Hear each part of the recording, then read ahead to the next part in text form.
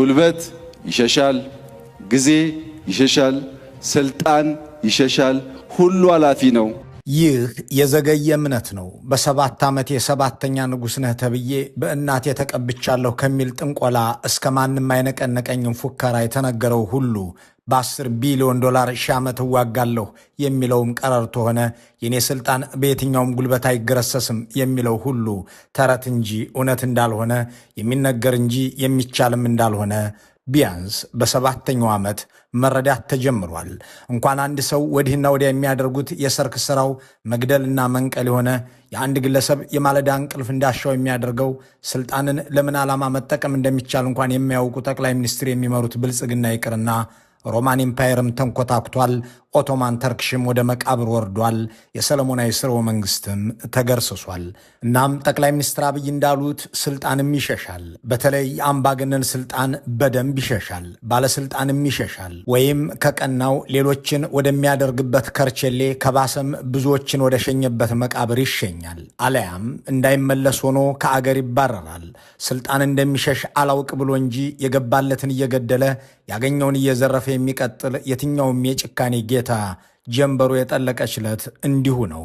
አትግደልና አታፈናቅል ሲባል ጦርነትን አትውደድ አገርን ያወድማልና ሲባል አገርህን በውጭ አገር ሰራዊት አታስወርር የጎረቤት አገር ጦር አታስገባ ሲባል የማይሰማ መሪ ስልጣን እንደሚሸሽ ለመገንዘብ 7 ዓመት የሚፈጅበት እንደ አብይ አህመድ ያለ ገዢ መጨረሻው እንደማያምር ሎረንት ካቢላ ምስክር ነው።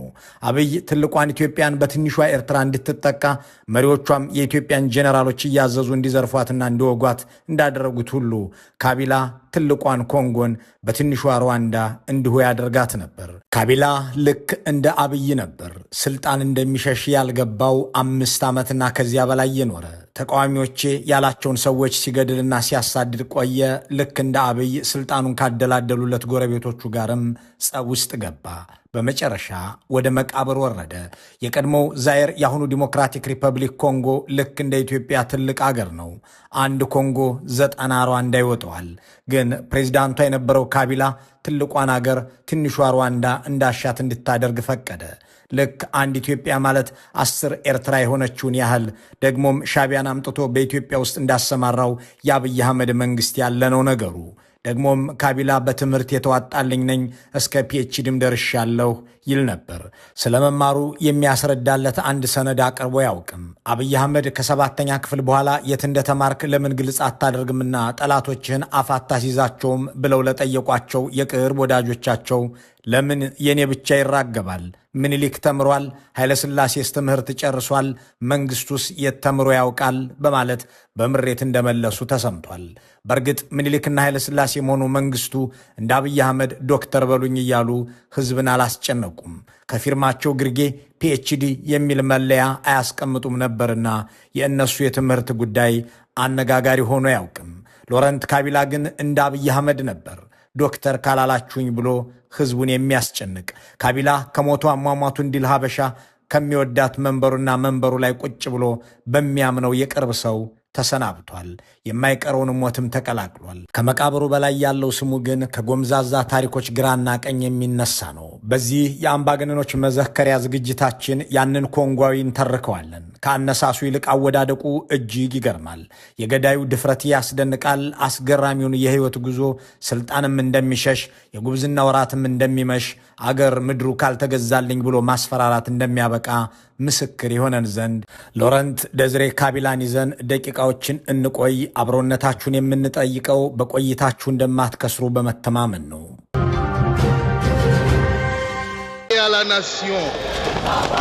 He came into power with an army of child soldiers. ከጦር ግንባር ይልቅ የመጠጥ ባር ላይ መገኘትን ይወዳል። ከጓዶቹ ይልቅ ከበውት የሚያመሹትን ቆነጃጅት ያፈቅራል። ሴሰኝነትና ሱሰኝነት መለያዎቹ ናቸው። በየቀኑ የሚሆነው የሚሆነው። በእውነቱ ካቢላ የሚረባ ሰው አይደለም። ኖት ዘ ማን ኦፍ ዘ አወር። ይህንን በዲያሪው ላይ ያሰፈረው እርነስቶ ቼ ጎቬራ ነው። ቼ አብዮት አለ ብለውት በኮንጎ የሚካሄድ ሶሻሊስታዊ የትጥቅ ትግል አለ ሲባል ሰምቶ 100 ኩባውያን ወታደሮችን አስከትሎ ከሃቫና ወደ ካቢላ አገር ሄዶ ነበር። ያ አርጀንቲናዊ ወደ ምስራቃዊ የአፍሪካ ክፍል ሄዶ ነፃ የመውጣት ንቅናቄ ሊቀላቀል ቢፈቅድ መሪ ነው የተባለው ሎረንት ካቢላ የተናቀ ስነ ምግባር የሌለው ሴታውል መጠጥ አፍቃሪ ሆነበት። እናም በዲያሪው ላይ ባሰፈረው መልእክት ሲቀጥል እንዲህ አለ። የሚረባ የመምራትና የማስተዳደር ችሎታ ከሌለው አብዮትን ለመምራት ብቁ አይደለም። አንድ ነገር ከተያዘ ከምር መያዝ አለበት። ካቢላ አጥብቆ የያዘው መጠጥና ሴትን እንጂ ትግልን አይደለም። ቼ በማስታወሻው እንዲህ የከተበው ካቢላን ነው በኋላ ላይ መንግስት ሆኖ የምናገኘው። በእርግጥም ቼ ልክ ነበር። ካቢላ ለፖለቲካ መሪነት አልተፈጠረም። ነፍሱ ከህዝብ አስተዳደርና ፖለቲካ ጋር የምትገናኝበት ክር የሳሳች ነበርና የትግሉ የመጀመሪያ ሙከራ ተኮላሸ። እሱም የሚችለው ነገር በመሸታ ቤት ማምሸት ነበርና እሱን ገፋበት። ታንዛኒያ ውስጥ ኪጎማ በተባለ ከተማ ይህንኑ የሚያደርግበት መሸታ ቤት የግሉን ከፈተ። ወርቅና ቲምበር በኮንትሮባንድ ሲነግድም ቆየ። እናም ቼ ልክ ነበር። ውሎ ሲያድር አማጺነቱ አገረሸበትና በምስራቃዊ የአገሪው ክፍል ላይ ካሉ ታጣቂዎች ጋር ጥምረት ፈጠረ። በዚያ ማጥቃትም ጀመረና ተሳካለት። ፕሬዚዳንት የነበረው ሞቡቱ ሴሴ ሴኮ ከጎረቤቶቹ ከነ ሩዋንዳና ኡጋንዳ ተጣልቶ ነበርና እነርሱም ካቢላን አበረቱበት። ሰውየው ከመሸታ ቤት ወደ ጫካ ከዚያም ወደ ቤተ መንግስት ያቀና ዘንድ ግንቦት 1997 በአገሩ አቆጣጠር ስልጣን ያዘ። የአገሩን ስምም ከዛየር ወደ ኮንጎ ቀየረው። በአገሩም እንደ ነፃ አውጪ ተቆጠረ። ዘ ሊብሬተር የሚል ቅጽልም ወጣለት። Kabila was greeted as a liberator. The West did not view the arrival of this former Marxist revolutionary as leader of the DRC. ሎረንት ካቢላ ስልጣን ይዞ ከመክበሩ በፊት ብጥስ ያለ ድሃ በልቶ ለማደር ለብሶ መክረም የሚቸገር ሆኖ የኖረ ነበር። በ1980ዎቹ ካቢላ የአውሮፕላን ቲኬት እንኳን ለመግዛት ገንዘብ ያልነበረው ሰው እንደነበር የሚያስታውሱ ጸሐፊዎች በዚያ ዘመን ሞስኮቭ ሄዶ ወደ ታንዛኒያ ለመመለስ የቲኬት መግዣ ቸግሮት ለቀናት ተጉላልቶ ነበር ይላሉ ሚስቱ በታንዛኒያ ጉሌት ነጋዴ ነበረች የሚለውን ታሪክ የጻፉ። በታንዛኒያ የአንደኛና ሁለተኛ ደረጃ ትምህርቱን እንደተማረ ይነገርለታል። በእንግሊዞች የትምህርት ካሪኩለም መማሩም እንግሊዘኛን እንዲናገር አስችሎታል። ስዋሂሊንም በታንዛኒያ እያለ ለምዷል። የራሱን ጎሳ ቋንቋም ይናገራል። ካቢላ ልክ እንደ ሚስቶቹ ልክ እንደ ቁባቶቹ ብዙ ቋንቋ ይናገራል። ብዙዎች እንደሚሉት ካቢላ ትጥቅ ትግልም ሆነ ፖለቲካ የጀመረው በሞቡቱ ሴሴ ሴኮ የሚጨቆነው የአገሩ ህዝብ አሳዝኖት ሳይሆን ቶማስ ሳንካራንና ዮሪ ሙሴቪኒን ስለሚያደንቅ ነበር። በኡጋንዳ ጦር ውስጥም ገብቶ ውትድርናን ተማረ። ያዝ ለቀቅ እያደረገው የነበረው ከሴቶችና ከመጠጥ በሚተርፈው ጊዜ ያከናውን የነበረው ትጥቅ ትግል ተሳክቶለት ኪንሻሳ ሲደርስ ሞቡቱን ማረን የሚያስብል አገዛዙን ጀመረ ይላል ድርሳነ ካቢላ። ህገ መንግስት አያስፈልግም አለና ህጉ የኔ ቃል ነው አለ። ለስልጣን ያበቁትን ሁሉ ካዳቸው፣ ተጣላ። ከትንሿ ጎረቤቱ ሩዋንዳም ጋር ተጋጨ። ኡጋንዳንም ጠመዳት። ስልጣኑን ለማደላደል የተጠቀመባቸውን ጎረቤቶቹን ሁሉ እንደገና ካልወገኋችሁ ሲል እናገኘዋለን። እዚህ ጋር አንድ ጉዳይ የታሪክ ግጥምጥሞች ላይ አጥር ሰርቶ እናገኘዋለን። ነገሩ ያሁኑን የኢሳያስንና የአብይን ግንኙነትም ይመስላል። ደቃቃዋ ሩዋንዳ ትልቁን ኮንጎን ትደፍርና ትንቅ ዘንድ የካቢላ ሚና ብዙ ነበር። አቅርቦ ወዳጅ አድርጎ ጓዳ ጎድጓዳውን አሳያቸው። የጎረቤቶቹን ሰራዊት አስገብቶ እንዲያግዙት አደረገ። ለሱ ስልጣን መደላደል ስለሰሩ ብቻ የቁርጥ ቀን ወዳጆቻችን እያለ እነ ፖል ካጋሜን አወደሰ። ልክ አብይ አህመድ ኢሳያስ አፈወርቂን ሲሉ እንደነበረውና የኤርትራን ጦር የጨለማ ዘመን አጋር እያሉ እንዳወደሱት ያለ ጦርነትና ግጭት ባለበት ቦታ ሁሉ ለመገኘት የሚያነፈንፈው ሻቢያም በዚሁ የኮንጎ ግጭት ላይ ሲሳተፍ የምናገኘው በዚህ ወቅት ነው። አዎ ኢሳያስ ወንዝ ጋር ተራራ አቋርጠው በኮንጎ ጦርነት ወርቅና መሰል ማዕድን ይገኛል ሲሏቸው ሄደው ተዋግተዋል። በዚያ ወታደሮችን ላኩ። እነ ሩዋንዳን አግዘውም ሞቡቱን ወግተው ካቢላን ካነገሱ የአፍሪካ መሪዎች አንዱ ናቸው። ካቢላ ግን በመጨረሻ ከእነዚሁ ከናንተ ውጭ ሰው የለም ሲላቸው ከነበሩ ሰዎች ጋር ተጋጨ። በአገሪቱም ከአገራቱም ጋር ግጭት ቀሰቀሰ። Behind Laurent Kabila's AFDL stood the firepower, troops and diplomatic council of the Rwandan Patriotic Front, Uganda's National Resistance Movement, and Angola's MPLA, but also that of the Eritrean People's Liberation Front, as well as the Burundian and Tanzanian governments. ካቢላ እዚህ ጋር ሲደርስ ከአብይ አህመድ ተሽሎ እናገኘዋለን። ስልጣን በማደላደል ረገድ የረዱትን የጎረቤት ሀገር ወታደሮች የያዙት የራሳቸውን መሬት ነው ብሎ አልተሳለቀም። አገሩን አልካደም። ለቃችሁ ውልቅ ብላችሁ ውጡ አላቸው። በዚህ ጊዜ እነ ሩዋንዳ በአንድ ወገን፣ እነ ዚምባብዌ በሱ ወገን የሚከፋፈሏት የምስራቅና ደቡብ አፍሪካ ሀገራት የሚተራመሱባት የምትታመስ ኮንጎን ፈጠረ። አያሌ ታጣቂዎች እንደ አሸን ፈሉ። አገሩን በውጭ ኃይሎች እንዲወረር ፈቅዶ ይህንን አታድርግ የሚሉትን ንቆ እነ ቼ ጉቬራ ሳይቀር አገር መሪነትና አብዮት አስተዳዳሪነት መክሊት አይደለም ሲሉት አልሰማ ብሎ ያችን ወርቅና አልማዝ የሚታፈስባትን የምድር ገነት የጦር ምድር የድህነትና የኋላ ቀርነት ማሳያ አድርጓት ቀረ።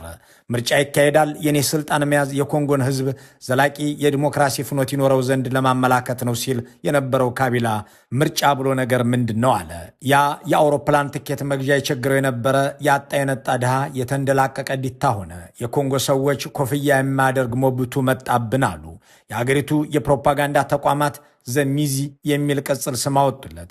የሚያስፈልገን ሰው እንደማለት። ከእርሱ በፊት የነበረውን ገዢ ሞቡቱን አብዝቶ የሚያወግዝበት አንዱ ምክንያት ለተክለሰብ እና ግንባታ ብዙ ሀብትና ሰው መድቧል እያለ ነበር። መጀመሪያ 1 ዓመትና ከዚያ በላይ በዚሁ የማውገዝ ጠባዩ ቀጠለ። ስልጣን ላይ ሲውል ሲያደርግን ሞቡቱን ያስናቀ ሆነ። ሳር ቅጠሉ ስለ እኔ ጀግንነትና ቸርነት ይናገር አለ። ይግረማችሁ ብሎም ልምድ አላቸው ያላቸውን ከሱ በፊት በነበረው ሞቡቱ ዘመን የሰውየው የግለሰብ እና ነፍስ አባት የሚባለውን ግለሰብ የፕሮፓጋንዳ ሚኒስትር አድርጎ አስቀምጠው።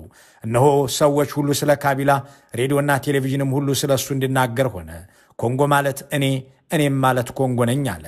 ታላቋን አገር ድቅቅ ያደረገ ሰው፣ የእርስ በርስ ጦርነት መፋለሚያ ምድር ያደረገው ፕሬዝዳንት፣ ታላቋን አገር የትናንሽ መንግስታት መጫወቻ ያደረጋት ግለሰብ የታላቋ ኮንጎ መሪ እየተባለ መጠራት ጀመረ። እሱ ታላቁ ሰው እያለ ሌላ የፖለቲካ ድርጅት ለምን ያስፈልጋልም ተባለ። ተቃዋሚ ብሎ ፖለቲካ ምንድነው? እሳቸውን መደገፍ እንጂ አስባለ። የሚቃወሙትን ሁሉ በአገር ካጅነት እየከሰሰ ገደለ። ከሱ የላቀ ባንዳ የጎረቤት ሀገራትን እየጠራ ያስወጋና አገሩን ጦር ሜዳ ያደረገ እሱን የሚበልጥ ካዲ ያለ ይመስል በዚሁ ስም ብዙዎችን እየከሰሰ ወነጀለ። ሊፈነቅሉኝ ስሉ ያዝኳቸው እያለ ገደለ። ንቅዘትን ሲያባብሳት የጦር ኢታማዦር ሹም ልጁን አደረገው። በኋላ ላይ እንደተረጋገጠውም $1 ቢሊዮን በሱና በቤተሰቡ ስም አሽሽቶ እንደነበር ፓናማ ፔፐርስ አጋልጧል። You probably have over $1 billion that is associated to the Kabira's family. የአምባገነኖች ጀንበር የምትጠልቅበት የመግዣ በትራቸው የምትሰበርበት ጠቅላይ ሚኒስትር አብይ እንዳሉት ደግሞ ስልጣን የምትሸሽበት ወቅት አለ። በተለይ መካሪውን ያልሰማ ንጉሥ በወገኑና በአገሩ ላይ የሚጨክን ገዢ መጨረሻው የከፋ ለመሆኑ ታሪክ ካስቀመጣቸው ምስክሮች መካከል ሎረንት ካቢላ አንዱ ነው። ጥር 16 2001 ከቀኑ 7 ሰዓት ተኩል ላይ ካቢላ በሚያፈቅራት ወንበሩ ላይ ቢሮ ውስጥ ተቀምጦ ከኢኮኖሚ አማካሪው ጋር እየተማከረ ነበር። አጀንዳው በዚያ ሰሞን በያውንዲ የሚካሄድ ስብሰባ ላይ የሚሳተፉና እሱን ተከትለው የሚጓዙ ሰዎችን መምረጥ ነበር። የሚታመኑ ሰዎችን እየነገረው አማካሪውም እየመዘገበ ነው። በአገር ውስጥ ስልጣኑን ከነነፍሱ ጠብቀው የሚያቆዩ ከሱ ጋር ከነነፍሱ አብረው የሚጓዙ ታማኝ ሰዎችን መረጣ። ይህንን ሲያደርግ ካዶጎ የሚባሉት ጠባቂዎቹ በንቃት ቆመዋል። ካዶጎ ታዳጊዎች ለአቅመ አዳም ያልደረሱ ወታደሮች ናቸው። በርካቶቹን ገድሏቸዋል ይባላል። ብዙዎቹ ታዳጊዎች ጓደኞቻቸው ሲገደሉ አይተዋል። በተለይ በ2000 ህዳር ላይ እነዚሁ ሕፃናት ሊገድሉኝ ሲያሴሩ ያዝኳቸው ብሎ በመደዳ ጨፍጭፏቸዋል። በተረፉት ካዶጎዎች እየተጠበቀ ነው። በዚያች ጥር 16 ከሰዓት በኋላ ማርብል ፓላስ ተብሎ በሚጠራው ቤተ መንግስቱ ከኢኮኖሚ አማካሪው ጋር በተቀመጠበት ቦታ የሚጠብቁት እነሱ ነበሩ። በቡርኪና ፋሶ የሚካሄደው ስብሰባ ፈረንሳይ ያሰናዳችው ደግሞም የእሱን ስልጣን ለማስቀጠል የሚጠቅም ነው።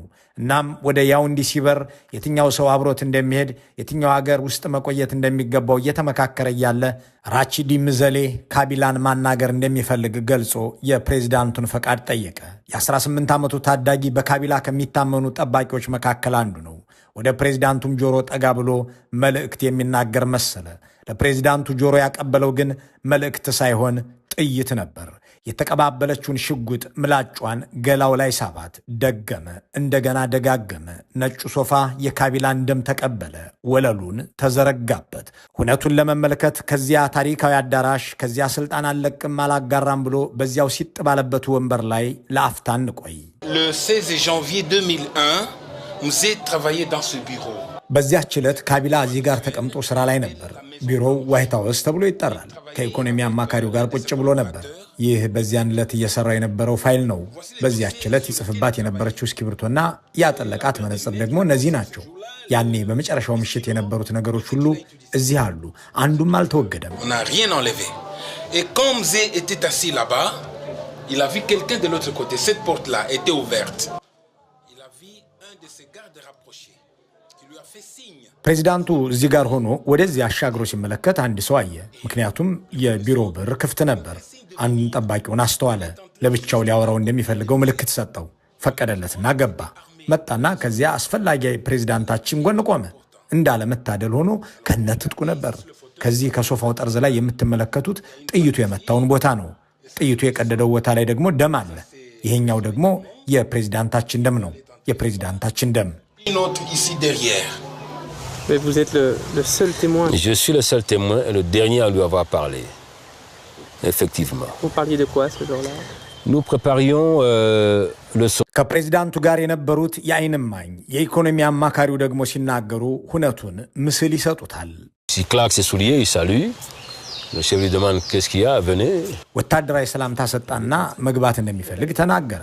ግባ አለው። ከጠባቂዎቹ አንዱ መሆኑን አውቃለሁ፣ ስሙን ግን አላውቀውም ነበር። እኔ ማስታወሻ እያያዝኩ ነበር። የመጀመሪያውን ተኩስ እንደሰማሁ ቀና አልኩ። ደገመና ተኮሰ። ሶስተኛውን ቀጠለ። ከዚያ ፈጥኖ ከቢሮ ወጣ። ራቺዲም ወጣ፣ ካቢላም አሸለበ። እንዳም ሆኖ ገዳዩም ተገድሏል። ለአገር መፍትሄ ፈልግ ሲባል አገርን ማጋደልና መግደል ተው ሲባል ከጎረቤቶችም ጋር ተጣልተህ ለአገር መከራ አታምጣ ሲባል አልሰማ ያለው ሎረንት ካቢላ የሚወዱት ያጠፋል እንዲሉ በሚወዳት መንበሩ ላይ ላይመለስ ሄደ። ለሕክምና የተደረገው ርብርብ 24 ሰዓት እንኳን የሚሞላ ዕድሜ አልቀጠለለትም። ኮንጎም በማያልቅ እልቂት ውስጥ እስካሁን አለች። የእሱ መዘዝ ከትውልድ ወደ ትውልድ እየተሻገረ አለ።